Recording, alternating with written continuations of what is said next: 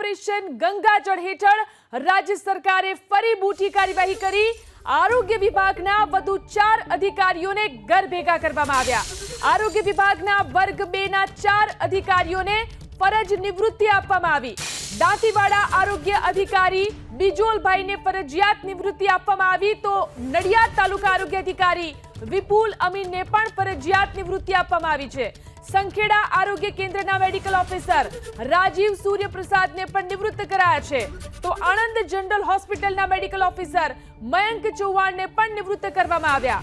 અનિયમિતતા અને ગેરરીતિની ફરિયાદ બાદ આ તમામ સામે કાર્યવાહી કરવામાં આવી છે। વધુ જાણકારી મેળવી અમારા સંવાદદાતા હિરેન રાજ્યગુરુ ફોન લાઈનથી જોડાયા છે। હિરેન, ઓપરેશન ગંગાજળ હેઠળ શું મોટી કાર્યવાહી કરવામાં આવી છે?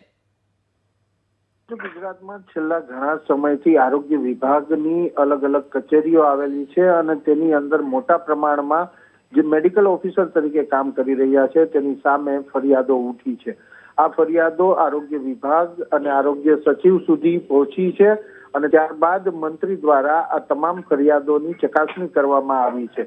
જે ફરિયાદોની અંદર સત્યતા દેખાય છે એટલે કે જે અધિકારીઓની સામે ગેરરીતિ, અનિયમિતતા, ગેરવર્તણૂકના ફરિયાદો થઈ છે અને ફરિયાદોમાં હકીકત જણાય છે તેની સામે તાત્કાલિક પગલાં લેવાની સૂચના મુખ્યમંત્રી ભૂપેન્દ્ર પટેલ તરફથી અગાઉ પણ મળી ચૂકી છે અને દરેક ફાઇલ જ્યારે એને રિપોર્ટ સાથે મુખ્યમંત્રી કાર્યાલયને મોકલવામાં આવે છે તેમાં હકીકતલક્ષી અહેવાલ જેની અંદર મુકાયા હોય છે તેમાં તાત્કાલિક પગલાં લેવાની સૂચના મુખ્યમંત્રી આપી રહ્યા છે અને એ સૂચનાના પગલે એકી સાથે વર્ગ 2 ના 4 અધિકારી આરોગ્ય વિભાગની અંદર જે ઘણા સમયથી ફરજ નિભાવતા હતા તેને પ્રીમેચ્યોર રિટાયરમેન્ટ એટલે કે ફરજિયાત નિવૃત્તિ આપી દેવામાં આવી છે। આ ઉપરાંત તેમની સામે જે કંઈ ફરિયાદો હતી તેની ડિપાર્ટમેન્ટલ ઇન્ક્વાયરી તો ચાલુ જ રહેશે અને તેની અંદર જો ગંભીર પ્રકારના આરોપો તેમની સામે લાગ્યા છે એ સાબિત થશે તો તેમની જે વય નિવૃત્તિના લાભો હોય છે એ પણ અટકાવી દેવામાં આવશે।